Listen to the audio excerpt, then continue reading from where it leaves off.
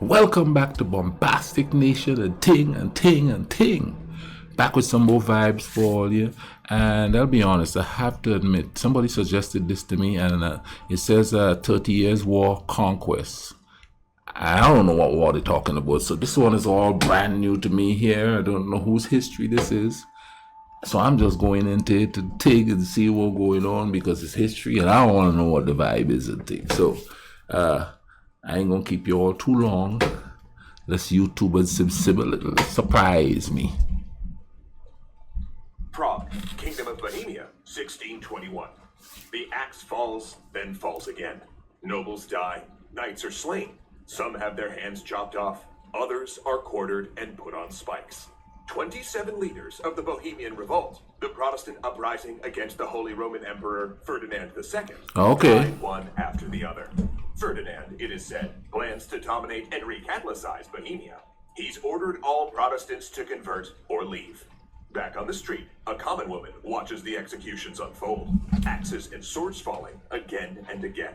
Then she goes home, and trying to make sense of what she's seen, opens her Bible to the book of Revelation. And I saw when the Lamb opened one of the seals, and I heard, as it were, the noise of thunder, one of the four beasts saying, "Come and see." And I saw, and behold, a white horse, and he that sat on him had a bow, and a crown was given unto him, and he went forth conquering and to conquer. She closes her book. This war, she knew, had only just begun.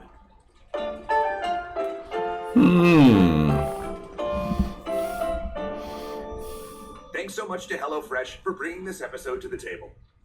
The 30 Years' War was one of the most destructive periods in all of European history. 3 decades of bloodletting, massacre, and death that would not be surpassed in body count until the trenches of World War I. And that's an incredible concept, considering that the armies that went to war between 1618 and 1648 had none of the mechanized instruments of slaughter available in the 20th century. This was a war of pike and shot, where men went to battle hefting bladed weapons, or muskets so heavy that they required a forked stand to rest them on. Yet even with just these crude implements, up to 8 million people... The humans are a trip, man. They'll find ways to kill. Did not fall equally in all places. Kicked off by a political religious dispute in the Holy Roman Empire, the vast majority of the fighting took part in Central Europe, so the population there bore the heaviest share of the violence. In some areas, over half the population died, and the empire lost about 20% of its people.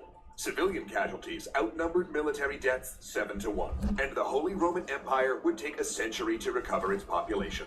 Wow. Describing in detail why this happened is difficult. In fact, we could spend an entire series just explaining why this war started, the early military campaigns, or how the Treaty of Westphalia ended it. Instead, we've decided to take a look at the 30 Years' War as a massive humanitarian crisis and explore why the body count reached such incredible heights. We'll look at factors like military violence and battles, but also starvation, poor harvests, weather conditions, and outbreaks of epidemic disease. Wow. And as a frame for all of this, we'll be using a device that many people in the worst affected lands turned to: apocalyptism. The 4 horsemen from the King James Bible, unleashed to scour a quarter of the earth, are an ideal way to divide the period's many dangers: conquest, war, famine, and death. And today, we'll be looking at the first: conquest. When Martin Luther nailed his 95 Theses to a church door in 1517, he not only sparked a religious reformation, he plunged Europe into what would become decades of religious war. Political units across the continent, from kingdoms like England and Bohemia down to levels of individual towns, broke out into struggles over both church doctrine and political power. And nowhere is this more true than the lands of the Holy Roman Empire, which quickly became a patchwork of majority Catholic and majority Lutheran provinces, towns, and cities. But war is a destructive and expensive endeavor, and by 1555, pretty much everyone was sick of it. So that year, Holy Roman Emperor Charles V, part of the Habsburg family that had a lock on the position of emperor, signed a treaty with a League of Lutheran Princes in Augsburg, Germany.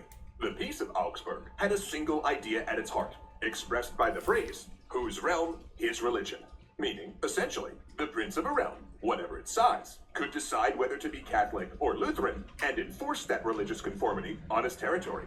Those that did not wish to convert would then move to an area whose prince practiced their chosen... Wow. that area is going to be one religion. That area is going to be one religion. And if you live in that area and you don't want to be part of that religion, you get your tail out of there. That's just crazy stuff, man. How about people just living together and believing what the blood clot they want to believe and take? You know what I mean? They just had some weird ways of trying to solve stuff, you know, chop, chop, chop, you stay there, you stay there. But if they gonna fight anyway, because, you know, especially on the borders and thing, that's just crazy. And faith. And for a while, the Peace of Augsburg worked pretty well. The key words, of course, being for a while. See, the Holy Roman Empire was a patchwork anyway, comprised of not big provinces, but estates. Some only a few square miles, and not even continuous, where the head authority was a prince. Though in reality, these princes could be lords, counts, bishops, knights, abbots, or even a representative of a free city. Each of these had a vote at the imperial diet and was semi-autonomous. Then the emperors were elected by 7 elector princes, and as a result, had very little direct control over lands in the empire unless their family personally governed them.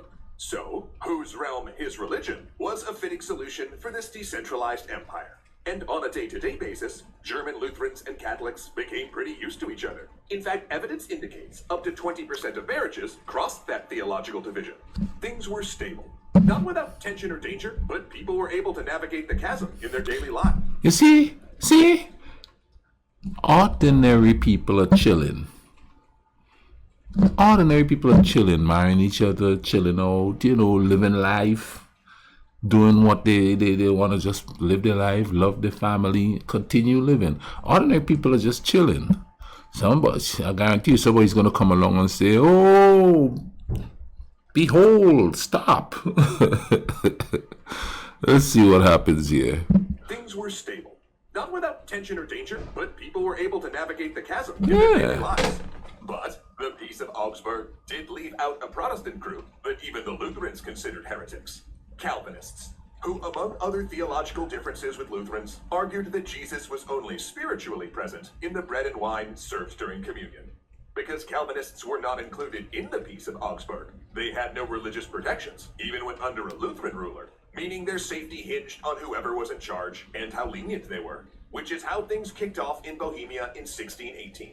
For nearly a decade, the Holy Roman Emperors had expanded Protestant rights in Bohemia. This included a pragmatic decree called the Letter of Majesty, granting religious freedom to the Bohemian estates and letting Bohemians develop what amounted to a state church. But in 1617, Holy Roman Emperor Matthias was sickly and childless, wanting to solve his succession issue before he passed on. So, he got the Bohemian estates, which voted on their kings, to elect his cousin Ferdinand II as the next king of Bohemia after he died. Which was a problem, since it was well known that Ferdinand was a hardline Catholic who wanted to eradicate Protestantism within the empire. Wow. Ferdinand had gotten enough. See, there's always somebody. The Calvinists were terrified. After all, Emperor Matthias was sick, and when he died, Ferdinand would not only become the King of Bohemia, he would also almost certainly be elected as Holy Roman Emperor. He'd lead the whole empire and also govern Bohemia directly. And that's when it all went out the window. Literally. Because when Ferdinand sent a pair of hardline Catholic governors to administer Bohemia in his absence, a group of Bohemian Protestants met them at Prague Castle. After the pair read aloud a threatening letter from Ferdinand, the assembled Protestant nobles responded by throwing the pair out the window. Now what happened next depends on who you believe. Catholic propagandists say that angels swept down to catch the governors, while Protestants said the men survived because they fell in a giant pile of dung. Historians pointing out that they landed on a gradual slope and broke a lot of bones. With this second defenestration of Prague, that being a fancy word for throwing someone out a window, and yeah, this was the second time it happened, the 30 Years' War began. The revolt spread across Bohemia, which was already primed for religious war. And it might have stayed a local conflict, except that Matthias died, and Frederick did succeed him as Holy Roman Emperor, causing panic amongst other Protestants in the empire. Then, sides formed. Austrian Protestants joined the rising, as did some in Germany. Bohemia attempted to join the Protestant Union, a group of Protestant estates in the empire that formed as a sort of mutual defense pact, and invited the Calvinist elector prince, Frederick V, to be king of Bohemia. Ferdinand, by turn, called in military aid from his cousin Philip II, the King of Spain, forming the Catholic League. This Catholic League marched on Austria, one of their armies headed by the Count of Tilly, a brilliant but ruthless commander. Then, on November 8th, 1620, 27,000 Catholic troops stood outside Prague, the only thing in their way being 15,000 Bohemians on a low rise called White Mountain. The Bohemians crumbled, a flank attack sending their first units into retreat. Many rebels, seeing their fellows running, joined the rout without firing a shot. Then the Imperial cavalry surrounded and massacred them. 4,000 dead in an hour. Wow. Ferdinand had entered Prague as a conqueror, and the Habsburgs would personally govern Bohemia for the next 300 years. A few months later. All in the name of religion? I mean, you don't want to believe what I'm going to believe, so I'm going to massacre you? That's just crazy. The axes raised and fell on the rebel leaders. Frederick V went into exile, and the man who welcomed him to Prague had his tongue nailed to the city gate. What? Ferdinand had pushed too far, and this would not stay a small regional conflict. For the second horseman was on his way to take peace from the earth. War. Oh boy, Zoe, there is no way we are tackling another horseman of the apocalypse on an empty stomach. Oh, you know what we need? Haha, you read my mind, furry friendo. It's dinner time. And there's no better way to get a home-cooked meal fast than from HelloFresh. I love that they wanted to sponsor this episode because I've been using them to keep my belly happy and save me time since before I... Okay, I'm gonna stop it there. I think that was the end of that, you know what I mean? But man, I'm glad I start this. I want to see where this is going. I mean, I'm not jubilant about the war. I'm more intrigued by the human behavior in the war. During the war. Yeah, I wonder if stuff like that could actually happen in places like this or Europe today. I know in like remote areas they might have a lot of atrocities and stuff, but like let's say if there's a war here in America, are people going to get that vicious? They nail old dude's tongue to the tongue's gate. They chop off hands, chop off heads. What is wrong with us? I mean, do we think we're being moral by doing that? No. We being okay. It has to be that we think we're being moral because it's like a religious war going on, and religion is kind of based on a kind of moral code, whereas politics not really. Anyway, man, thanks for watching this with me. You all take care of each other, all right? Cool runnings.